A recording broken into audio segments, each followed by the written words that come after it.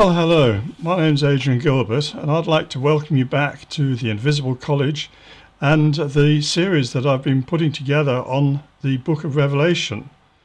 That's to say the Apocalypse of St. John, which is the last book in the Bible. And it's the very strange book, the one with all the weird images in it, beasts coming out of the sea, dragons, strange monsters, angels pouring bowls of wrath, all of those things. Frightening, scary, but it seems that this is actually referring to our own times, at least I believe so. And I'm presenting you my understanding and interpretation of this strange book using symbolism and astronomy and other techniques for unraveling what these symbols, because that's what they are, really mean. And hopefully through that, some kind of guidance to what we should be doing now at this end of the age. Anyway, so we've covered the opening of the seven seals of the books, the book at the beginning by the Lamb. That's one of the first parts of the Apocalypse. And we're moving on now to the seven trumpets. Now, I have actually recorded a later lecture on the fifth trumpet. The fifth trumpet. But we're now going to go back one. I put that one in because it's so relevant, I think, to the COVID epidemic that we've been experiencing. So I wanted to put that one out quickly. But we're now going back. We're going to do the four earlier trumpets and see where that takes us. So without more ado, let's get into it. Yes, so let's start off. The angels blow the seven trumpets is what this lecture's called. It's going to be a fairly short one compared with many of mine, but it is important. Now I want us to look at there's a kind of octave structure.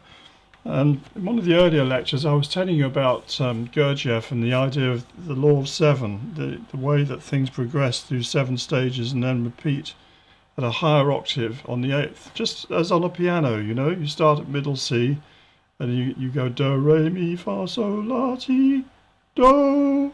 Excuse the voice. And between the two do's, do, do, they're the same note, but the higher one is at twice the frequency of the lower one. That's how the octave system works, the tonic solfa as they call it. I know there's other systems as well, but this is kind of how we structured music in the West, and I know it has got its slight problems, but we're not going to go into that. So there are seven stages through which things progress from one level to another level. And we see this in nature. We see it with the seven colours of light in the spectrum. We see it with the seven periods of the periodic table of the elements. You find other examples, 7 days of the week, etc. But we're going to be looking at there are three octaves that are given within this book of Revelation. And the first one we've already covered, which is the seven seals. You can see it here. The octave goes from Do to T. That's the first octave, seven seals. This is the opening of the revelations of how things stand. And that's kind of what that's telling us is kind of this is kind of past tense in a way, I think, that the Lamb has gone to heaven. The Lamb is symbolic of Jesus Christ, you know that. Sacrificial Lamb, sacrificed on Calvary, crucified, died, resurrected, ascended to heaven. And in that first part, there's lots of other lectures I've done on this, so you can go back to those. He is now considered to be the one who's worthy to open the seven seals. None of the angels up in heaven in this scenario has the authority to go and open this document, the seven seals which seal up the document, and those things happen with each seal being opened. So that was the first part, and it's really talking about, I think, what symbolically has happened after Jesus has resurrected and ascended and gone back up to heaven. So we're seeing kind of a symbolic representation of the breaking of the seals because of his victory as the conquering lamb. But we're now coming into the second octave, which is called the Seven Trumpets. And that's the beginning of chastisements of the earth, with three woes kill off a third of mankind. Now that's a pretty worrying thing if you think about it. I mean, the seven trumpets, we're now getting into the nitty-gritty of the Revelation and the Apocalypse, and it's apocalyptic. That's where we get the word apocalyptic from. It's from the Apocalypse.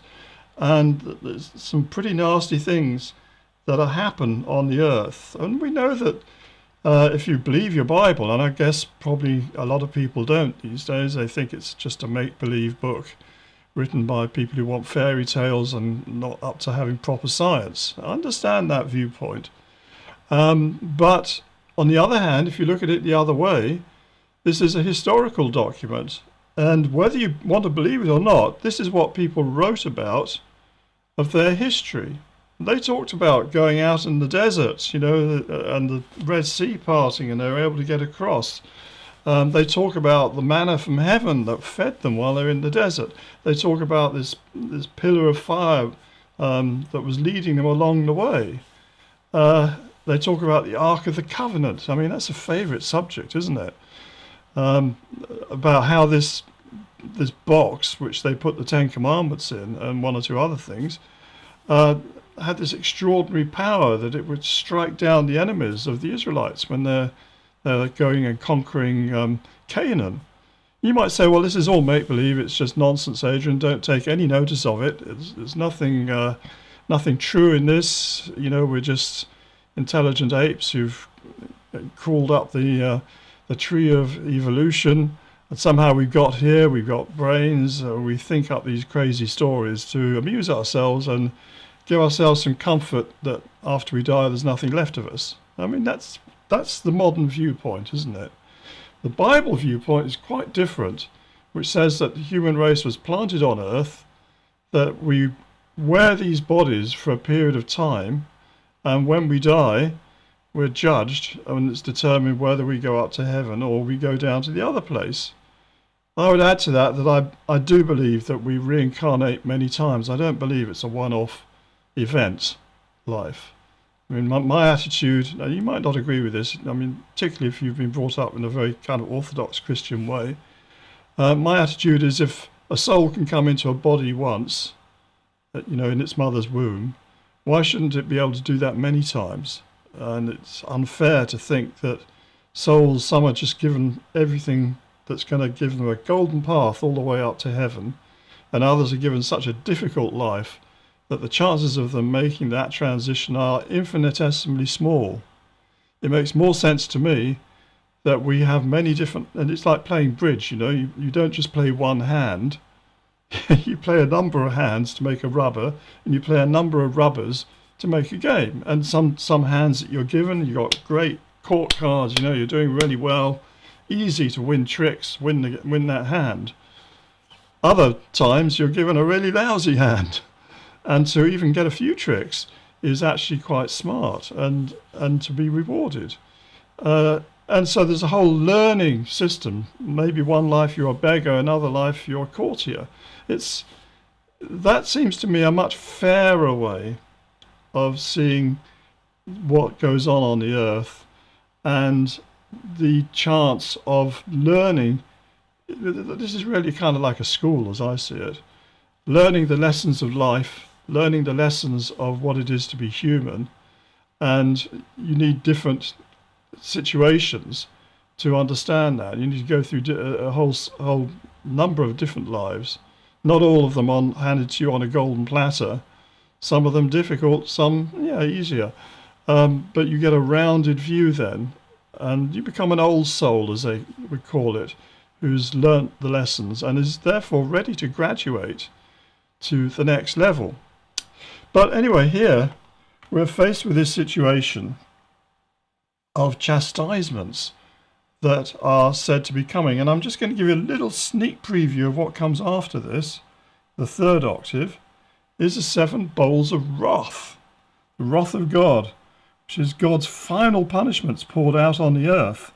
The false prophet, the beast, and the dragon are punished, along with humankind. Now you might say, well, come off it, Adrian, there's no punishment going to be happening here. Well, just look at the earth. We can see very clearly there's been civilizations which have risen and civilizations which have fallen. Throughout the earth, you will find stories about the great flood, the time of Noah.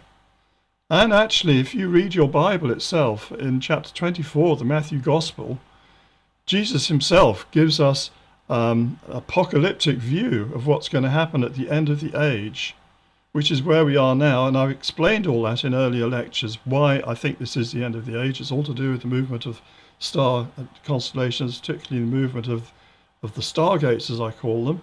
And there's one above the hand of Orion. And that is, in particular, we need to be watching. I have been watching. But anyway, we've now come to the end of this age. And Jesus himself says in the Matthew Gospel, he says it will be as at the time of Noah.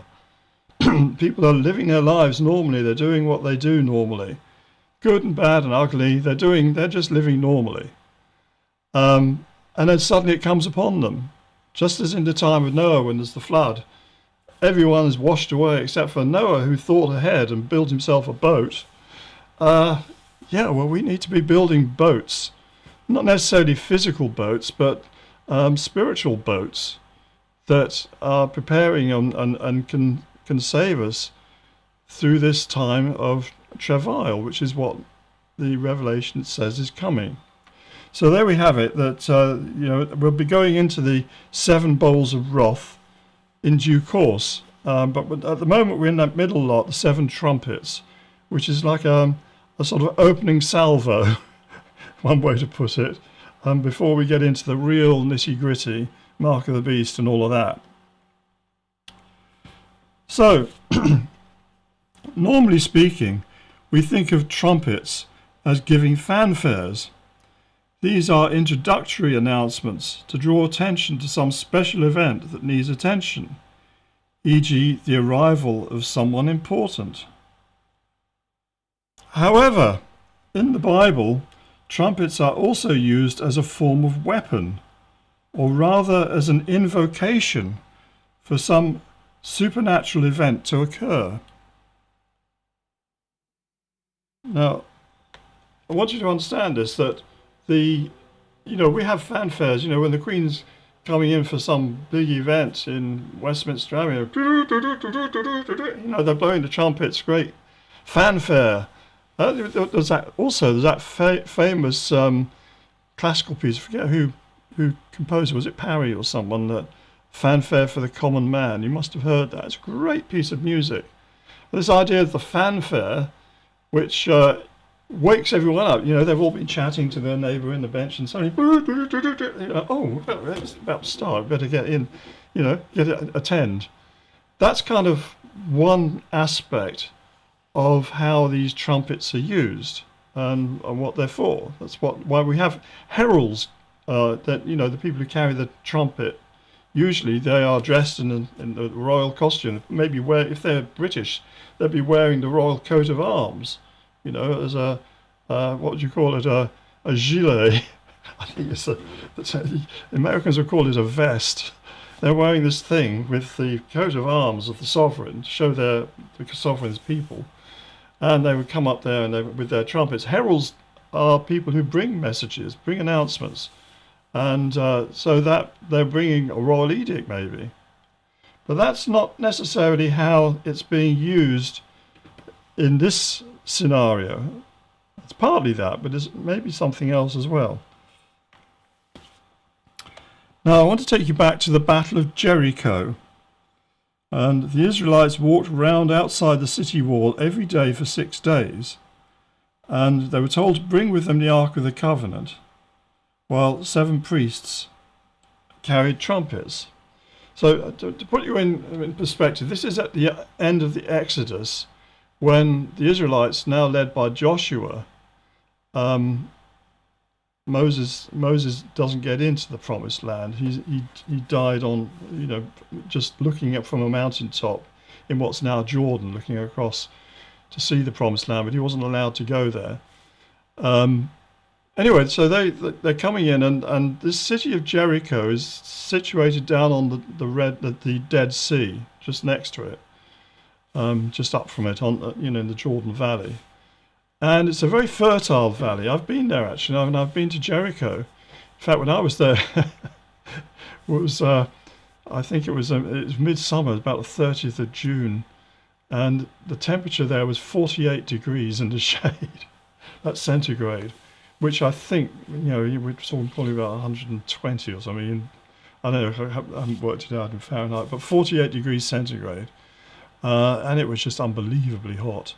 But you've got the modern city, which is Arab city, and then a little way along, mile or two along, at the foot of the cliff, you've got the old city of Jericho, which is still there.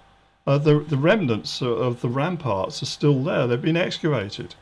So I went and had a look at that, and so the story goes that this was the first city that the Israelites encountered when they were coming into the promised land of Canaan, and they were told to destroy it completely and kill everyone in it except one or two, because they'd helped them, that were spared. I mean, a horrible story actually.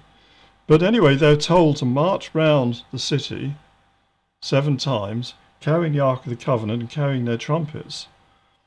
And then on the 7th day, they were to circumambulate the walls, that's walk round them, 7 times, again with the Ark of the Covenant. But this time the 7 trumpets were to blow on the trumpeters were to blow on their trumpets as they went. Sure enough, as they did so, the walls of the city came tumbling down. Oh, there's something. I mean, is this the Ark of the Covenant doing its stuff? Is this the trumpets themselves doing their stuff? Well, you have to wonder, don't you? Or is it all a pack of lies, as probably skeptics would say now? Anyway, here you can see something of the modern walls. And modern-day archaeologists have found evidence that there were indeed walls around the city at Jericho. The city was destroyed suddenly and never rebuilt. Subsequent to it, there were only isolated dwellings. Now, I think that's an important thing to see, that they have actually found archaeological evidence that there was a city there. In fact, they say now that Jericho is generally speaking believed, I'm not sure, maybe Göbekli Tepe has overtaken it now, but they always used to say that Jericho is the oldest city in the world, the oldest place where there were stone buildings or mud buildings, whatever they were, that people were living in, that we've been able to excavate, going back, back into the Neolithic period. Well, then, first of all, there were just a few huts or something. Gradually, over time, they developed further. And eventually, it was the first city, so-called, with a city wall. So there we have a situation where the oldest city known in the world, and maybe there's others before it, who knows? I think there probably were. But anyway, in the Bible, anyway, it's the oldest city in the world. And these guys walk around blowing trumpets, and the walls fall down. Not very well built, one might think. Now, curiously, the same archaeologists refused to accept that this was the one with the Jericho with the walls, is the one referred to in the Bible. They say that the datings are out by at least a century. Now, it doesn't seem to occur to them that it might be their dating system that's wrong and not the evidence on the ground. Now, this is a beef I've had with archaeology in other situations, that we have this strange situation in archaeology where they try to date everything with pieces of pottery. And you have a piece of pottery and you say, I've got this piece of pottery I've just found. It's like a piece of pottery that's been found somewhere else, similar kind, and we know the date of this one, so this must be from around the same period. Problem is the date right on this one? And mostly that dating has been derived from studies in Egypt, particularly done by Flinders Petrie in the 19th century and early 20th. And the trouble is that they were working with a chronology given by an Egyptian guy called Manetho, and they worked out this chronology for Egypt, and then found it didn't fit with the Bible chronology. So they said, "Oh, that must be wrong. So we'll better, forget all that. The Bible's wrong. This is the true chronology." But then they found the Assyrian archives. Syria was a famous civilization in sort of northern Syria into Iraq, that sort of area. What we mostly now call Kurdistan, actually. And they found whole libraries of tablets, written in cuneiform writing, which had given us specific dates for the different dynasties and kings and their reign next and so on. And they were able to correlate that with the Bible, and it fits perfectly. But it doesn't agree with the chronology that the scholars have got. And then there's another complication. I'm not going to go into this too much, but there's another complication with carbon dating. Say, but use carbon dating. That would give you really good, accurate dates. Well, it would. The problem is that they fudged it. You take carbon dates west of a line from Greece going up into Western Europe, and they take carbon dates and they say, this is the dating. Go east of that line, and same carbon, levels of carbon-14, whatever it is they're measuring. They say, you've got to add on an extra 150 years.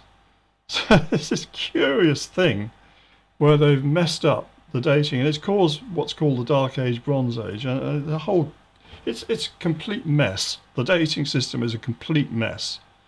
So I think we're quite justified to say that, look, we got the remains of a city wall, which was destroyed very suddenly and never rebuilt. We have a Bible text that tells us that they destroyed a city with walls in that place, and it wasn't to be rebuilt. Put the two together, and you have your story. What's the problem? And that's kind of my attitude to it. Anyway, so it appears from the description that the walls were shaken down by some resonant, irresistible force. Exactly what was behind this force is not explained. However, it seems the trumpets were being used as a wake-up call or invocation of some elemental power that could destroy the walls as easily as a soprano singer can shatter a crystal glass.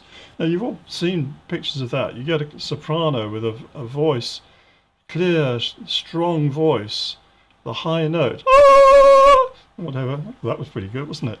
And there's a crystal glass, and it starts vibrating because of the notes, the sound waves coming from her, and it starts vibrating and resonating to her voice, and suddenly it explodes. That's called resonance. And it's the same thing as when you have two tuning forks tuned to the same pitch, the same note. And you bang one, boom, and then the other one will start, you hold it, maybe even the other side of the room, and it will start vibrating in sympathy. And that's actually exactly the same thing as we do with radio waves. When you tune your radio set into a station, you're putting it onto the vibrational frequency of that station, so it can pick up a very weak signal that's coming from the transmitter, and then it amplifies that, and you're able to listen to your radio. That's exactly the same thing. So this whole idea of resonance, tuning things, to the same pitch, is something that works in science and in nature. It's part of how this world operates. We do the same. We can get our minds on certain frequencies and tune in on certain ideas, and that's a whole other subject. I'm not going to go there because I'm digressing. Anyway, I wanted to show you this. This picture here is the Millennium Bridge that was built in for the year 2000 to link the south bank of the Thames with the north. I know we've got lots of other bridges, but this one is a walking bridge, and it takes you from the south bank right to, just as you can see, St. Paul's Cathedral there. You can walk straight up. And unfortunately, they found that when they first opened this, the people walking along it caused a resonance in the bridge, and the bridge started wobbling uncontrollably, and they had to fix it by hanging heavy weights on it. I think this is a pre-fixed picture, but they've sort of had to hang weights on it to change the resonant frequency of the bridge so that this wouldn't happen. You can walk across it now and it doesn't vibrate. So this is all called resonance in physics, and it can indeed be extremely powerful. Everything has a resonant frequency. If this is known, then it can be used destructively. This caused consternation in London when a new bridge was found to be so resonant it wobbled. So the 6 days during which the Israelites paraded round the walls are reminiscent of the earlier 6 days of creation in Genesis. The 7th day is therefore the Sabbath, or day of the Lord.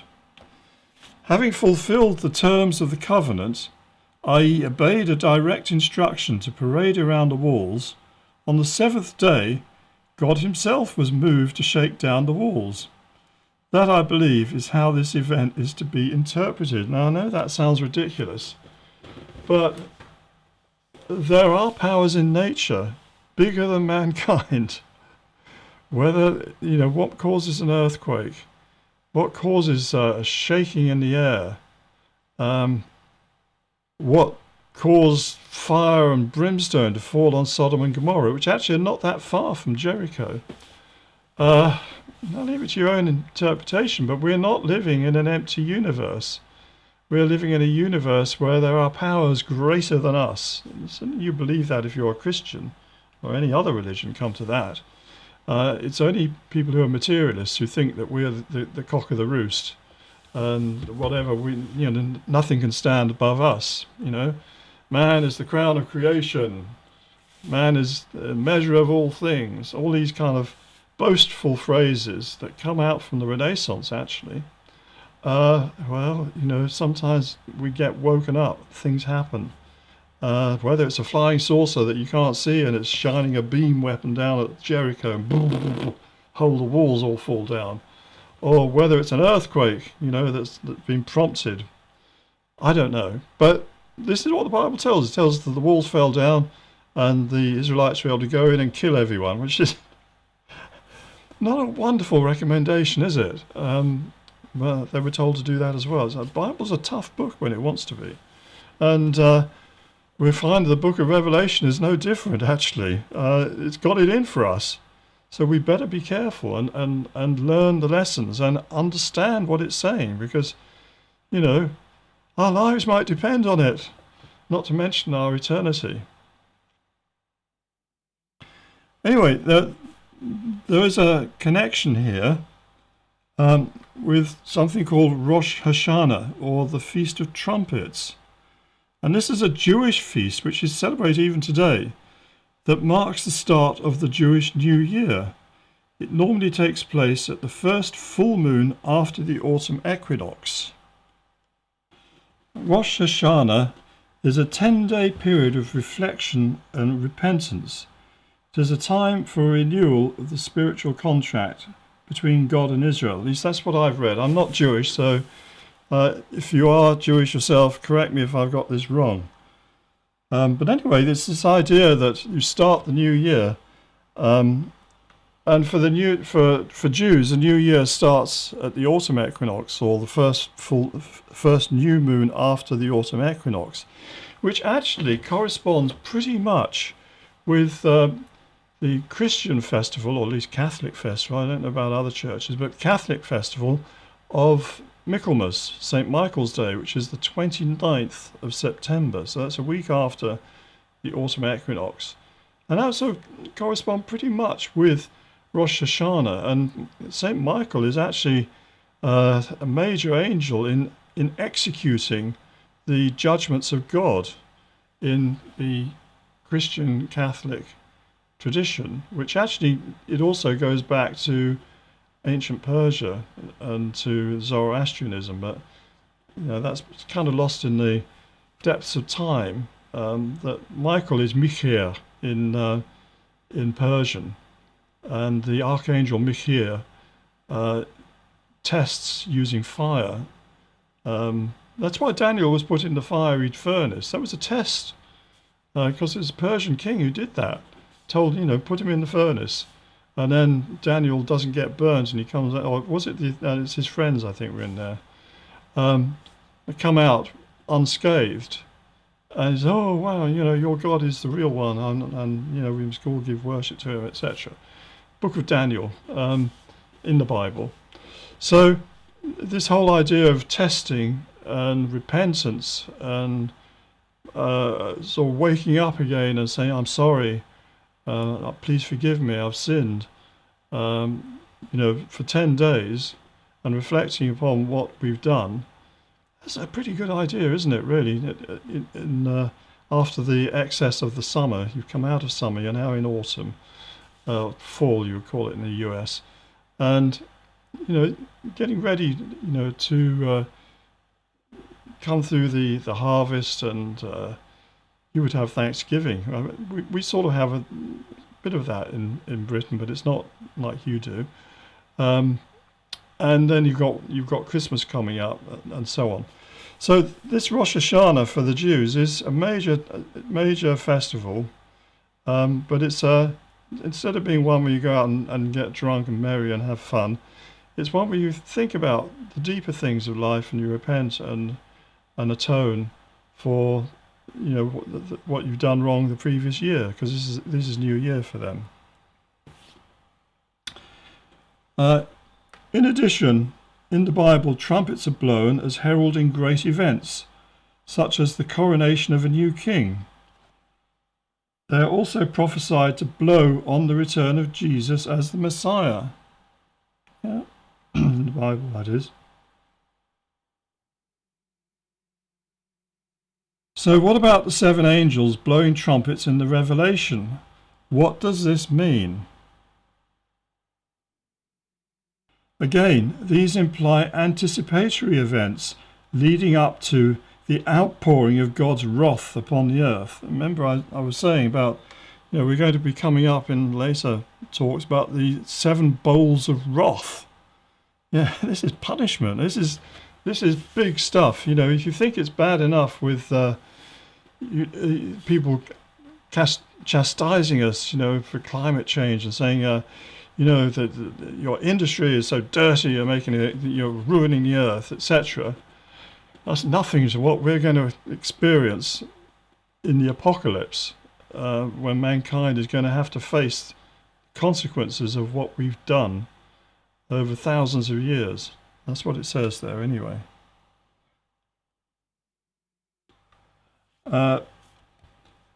They are step-by-step events. That's the 7 trumpets. Step-by-step events that are leading up to the ultimate judgment day, when everything on earth is scheduled to change and the rebellion of Satan is to be ended. That's, so we get these seven seals, first of all, telling us the situation up in heaven while we've been asleep down here. And then we get the 7 trumpets as a wake-up call, and then we get the 7 bowls of wrath which are coming, which lead up eventually to the full judgment on Satan. You probably don't even believe in Satan, but if you do, then he is the fallen angel that's responsible for the trouble that we've had on this planet. And believe me, we have had trouble. This is a fallen planet. And it's going to be returned to an unfallen state. That's what we're promised. And he's going to be judged very, very harshly, and he's going to be thrown down into the pit. And this can be likened to the judgment on Jericho in anticipation of the arrival of New Jerusalem in the last chapters of Revelation. Yeah, so we go through this kind of all this Judgment Day stuff, the heavy stuff. We go through all the horrors of the Antichrist and the false prophet and the mark of the beast and all of those awful things which are going to be very difficult. We've got to go through that. It's not going to be much fun at all. We're going to have, the globalists are going to be doing horrible things, but they're going to be judged, and bowls of wrath are going to be poured, and we're given guidance here about what we should be doing to live through that period and come out the other side, after which time Satan, we're told, St. Michael's going to grab him by the scruff of the neck and throw him down into the bottomless pit and then shut the door on top. And New Jerusalem, this great cosmic symbol, is going to appear among us, and we'll be going into what that's all about in much later lectures. So that is kind of the whole scenario of how this book develops. Anyway, let's go into the trumpets. So we begin with the first one. The first 4 trumpets are like warning shots. And trumpet 1, the first trumpet blast brings a rain of hail and fire on the earth. A third of the earth is burned up. A third of the trees are burned up. A third of the grass is burned. Now this sounds like a terrible drought and not dissimilar to what we saw in 2019. In that year, there were unprecedented wildfires throughout the world. Most reported were the huge fires in California, Alberta in Canada and in Australia. However, there were also fires in France, Lebanon, Greece, Indonesia, South America, and even in the Arctic regions. Right up in northern Scandinavia and Russia, places like that. For the world as a whole, it was the worst year yet recorded for such wildfires, and it's left huge destruction in its wake. Could this be the fulfillment of the prophecy concerning the blowing of the first trumpet? Well, I ask you, we have the written text here that's telling us that this is going to happen. And lo and behold, last year in 2019, we had these unprecedented events. Major areas, even in rich areas, down in Los Angeles, beach. The houses there, these millionaire mansions being burnt. Great areas of Northern California, the redwood trees being burnt. Australia, terrible catastrophe there with all the gum trees going up. This looks to me like this is what we've been told to expect. And so there's number 1 trumpet, and we've seen the result. But there's more to come.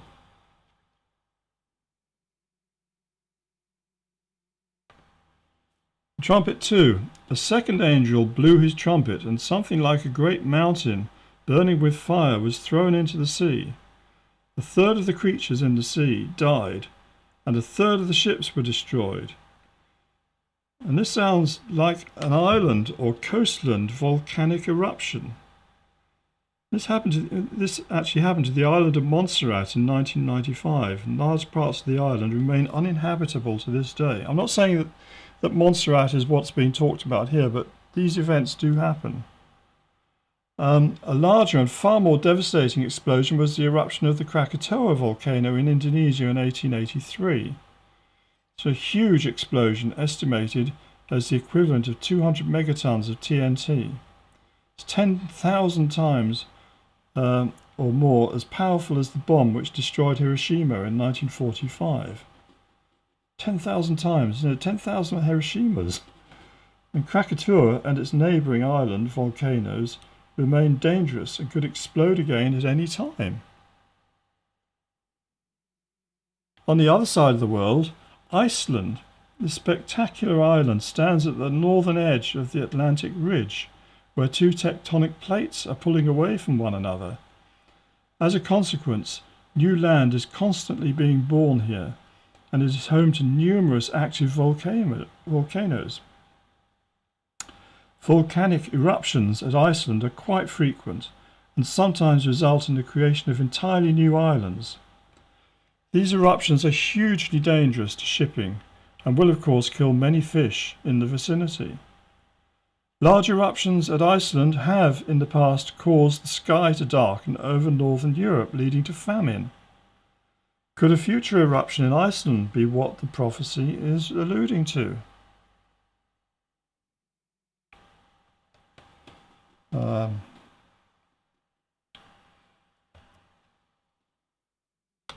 So I'm not saying that those events are the ones that are being talked about, but when it says this mountain falls into the sea, I don't think it necessarily means something coming out of the sky like an asteroid, destroying the dinosaurs. It can just be a part of an island or a coastland falling into the water, causing massive tsunamis, causing tremendous destruction. And we've seen this many times, place like Barbados, the whole of Jamestown, I think it was called, was destroyed way back when part of the island fell off. Was it an earthquake? I don't remember now. But these things do happen. And we have seen tsunamis, we have seen major earthquakes in our time. And it seem to be recurring events which are similar to what is being described here. Now, the third angel blew his trumpet, and a great star fell from heaven, blazing like a torch, and it fell on a third of the rivers and on the springs of water. The name of the star is Wormwood, which is absinthos in Greek. A third of the waters became wormwood, and many people died from the water because it had been made bitter. Wormwood, or Artemisia absinthius, is a very bitter herb that has medicinal use as a treatment for getting rid of intestinal worms. Expelling worms from the body is a metaphor for casting out demons. Thus, the fireball that comes down to earth symbolises a power that is sent to cast out demons from mankind. That's how I see it, that just as wormwood, you drink, if you've got threadworms or something and you can't go to the chemist and get some pills, if you could find some wormwood, be careful with the dosage, but you could use that instead. And people used to do that. They actually had they didn't have Boots the chemist available in every high street, but they had a chemist shop all around them, pharmaceutical, in all of the different herbs and plants that were growing, and there were people who knew about these, and it's passed down generation to generation what herbs did what. And there are people still in the world today who don't have pharmacies on every corner and have to go to the doctor for a prescription. They go and talk to the medicine man or the medicine woman, more likely, and they will say, yes, have some of this concoction, and that will deal with whatever it is you've got. And it might be wormwood for worms. And I see that as being symbolic of casting out demons from the human race, the demons being like the worms. Wormwood is indeed bitter, but bitter herbs are also tonics. Wormwood not only expels worms, but also stimulates the liver and gallbladder, thereby helping with digestion and the removal of poisons from the body. The people who die from the bitter water are those who either can't or don't want to let go of their worms, i.e. demons, infections. Those who can take the bitter medicine are helped by it. So I see this trumpet blast as being symbolic. This star coming down from heaven, or stars coming from heaven often represent angels or great beings coming to earth. That actually, I know I wrote about the signs of the nativity in my book Magi and tied it in with the conjunction of Jupiter and Saturn.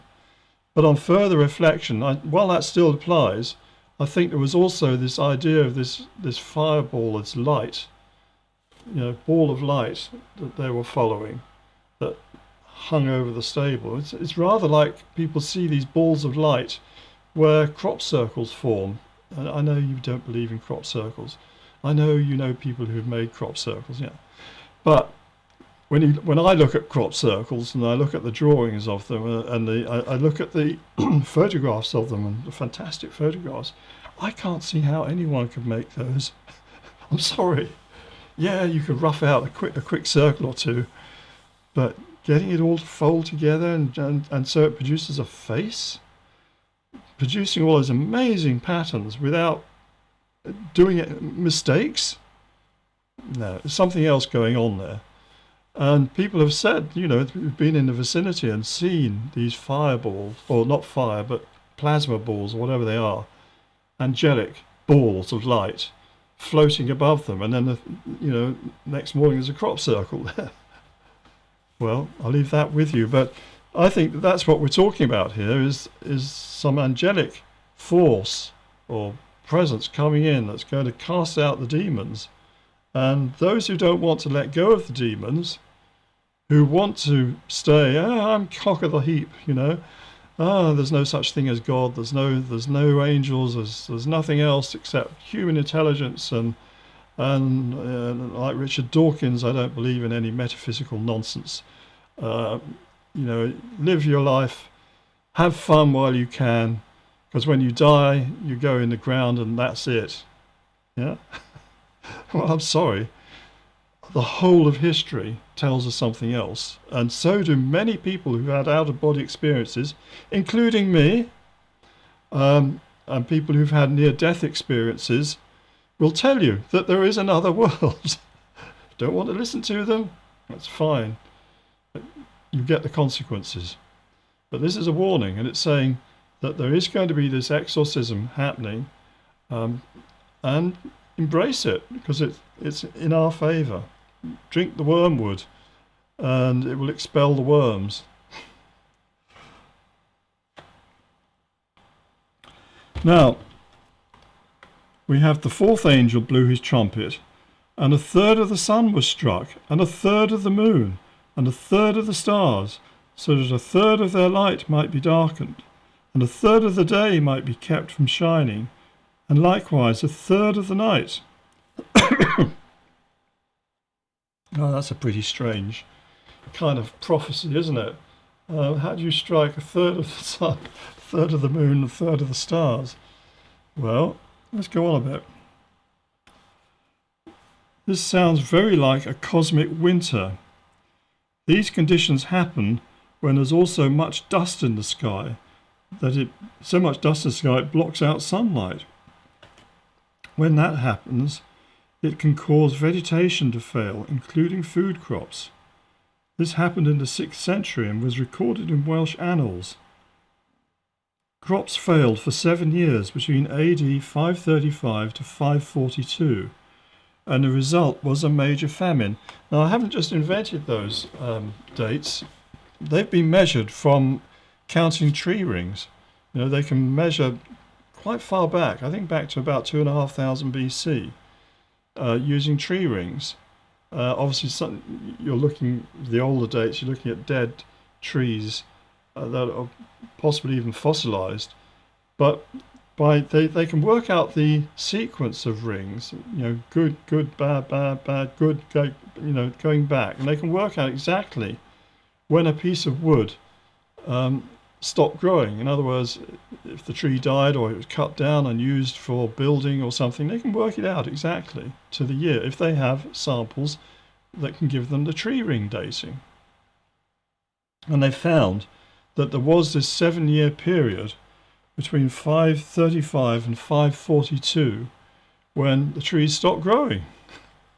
Yeah, it's like winter all the time, because obviously during summertime the trees grow and they get wider rings. In winter time, they don't. So they know that something happened then. And in the Welsh annals, it does talk about this terrible famine that happened at that time. Now, no one's quite sure what happened, but it seems to have been either a comet exploding in the atmosphere or a major volcanic eruption. In other words, a consequence of the sort of conditions prophesied with the blowing of the earlier trumpets. Hang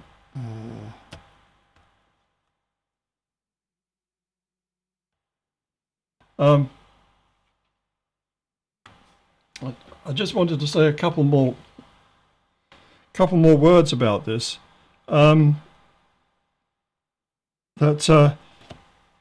During that period of famine, there was also recorded in the Welsh annals, and I think elsewhere, there was what they called a yellow pestilence. And in some, you find this in things like the Lives of the Saints, and they describe how there was this cloud and dragging along, this sort of yellow cloud going along the valleys, and anything that came in contact with it would die. And anyone who went to help anyone who had been in contact with it, they would die as well. And there's a story that the Pendragon at the time, you've heard of Uther Pendragon, father of King Arthur, and then you have Arthur, and then later one was called Maelgwn Gwynedd. He was from North Wales, and he's actually mentioned in Gildas, the Ruination of Britain. It was a famous book.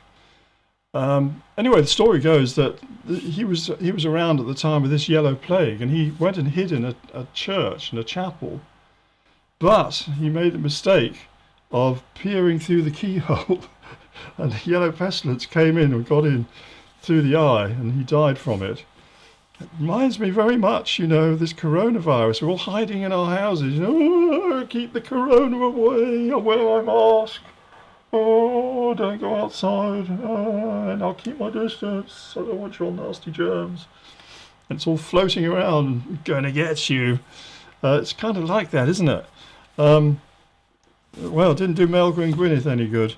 Perhaps he would have died anyway. But anyway, so that's kind of the last of these four. Talking about this cosmic winter that is forecast to happen when the light is darkened. And I think that's what it's talking about, is dust in the sky. And that's a bad thing for us if that happens. It could be from the volcanic explosion putting dust in the sky. That can cause major famines, and has done in the past, because obviously there's not enough light, you can't grow things. So perhaps it's a warning that maybe we ought to be, each of us, stockpiling, be like the Egyptians, at the time of Joseph, and stockpile a few years' worth of grain or something in your loft. Put it there in case that going to come into hard times when nothing grows and we're all starving. Anyway. So that ends the first group of 4 trumpets with the appearance of an eagle at the zenith. It prophesies, woe, woe, woe to those who dwell on earth at the blasts of the other trumpets that the 3 angels are about to blow. I'm going to cover these in the next lecture. So for now, we will leave the trumpets there. Actually, I've already made that video and put it up on YouTube. I think it's number 12. This one we're doing now will be number 11. So it's already there for the first of the woes, and then we've got 2 other woes to get into, and woe to us. They're pretty heavy stuff. So thank you very much for your time, and I hope you found, if not enjoyable, at least you found this interesting, this lecture, and we'll carry on. Well, you've got this one that I've already recorded, which is up there, number 12, and I'll be doing number 13 in due course. Thank you very much.